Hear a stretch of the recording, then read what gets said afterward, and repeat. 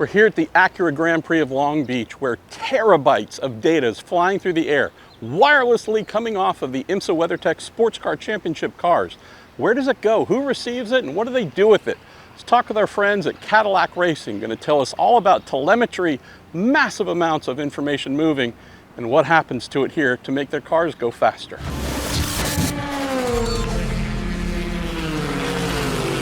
Friends, we have McCann, lead trackside engineer for Cadillac Racing. You get to stare at a bunch of awesome squiggly lines coming off this gorgeous V8 powered Cadillac hybrid GTP car. All that information coming from it, from that little antenna array on top of the GTP car, comes to you on the timing stand first.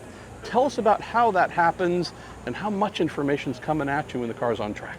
Sure.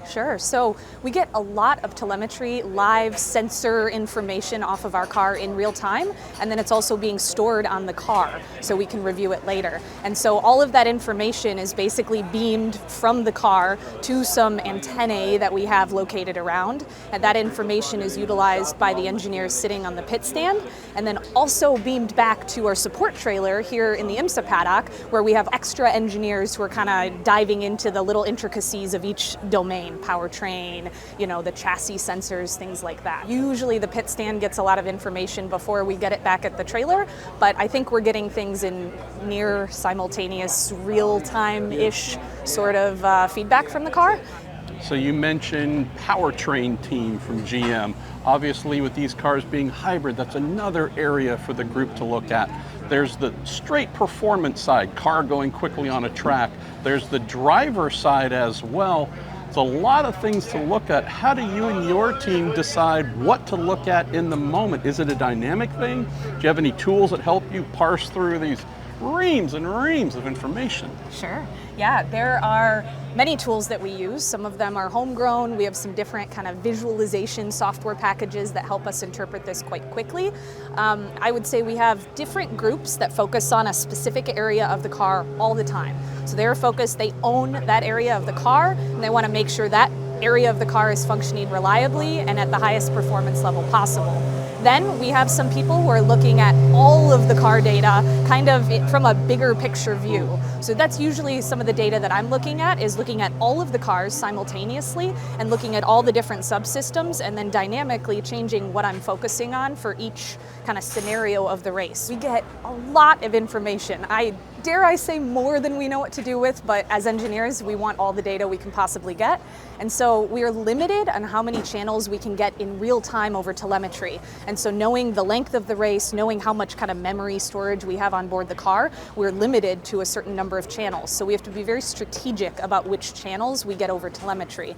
Now we have a lot of extra data that is logged on board the car that we can take some kind of USB data sticks off, either during a pit stop or then after the race download off the car, and that has even more data, higher rates of the data, so the information is logged at a much sampling at a faster rate, and then all of that information, like you said, will get stored in servers, databases, and then we have tools to help us kind of process this huge amount of information that we have. But because these cars are so complicated and there's so much room to extract performance, all of that information is really valuable.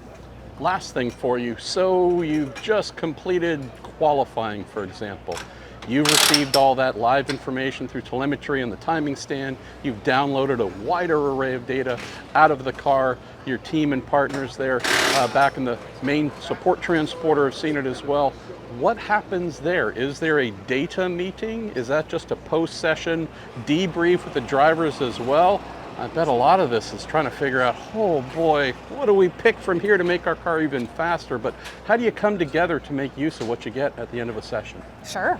That's a huge part of the challenge of these large organizations that we have and these huge engineering support paddocks that we have for each of our cars, and then also the GM support as well. We have to figure out how to most efficiently get information out of that data and then drive actionable insights for whatever the next session is. So qualifying in particular, being the last session here before the race, it's really, really critical that any information we get off of qualifying sets the tone for making sure that everything is reliable going into the race, we have the optimal performance, and we are ready to go the next day. The quick turnaround time between some of the sessions here at Long Beach also makes that challenging because we have very little time to go from the end of, say, practice 1, look at data, decide what we want to do, set up changes or other calibration tweaks before practice 2, get it in the car, and then actually go run it on track. So being able to efficiently process that data to make good decisions is very important. Watch us this season on NBC and Peacock. Be sure to subscribe to IMSA on YouTube and enjoy our brand new IMSA Endurance Hour podcast. And if you're interested in digital activation in motorsports, visit IMSA.com/partnership.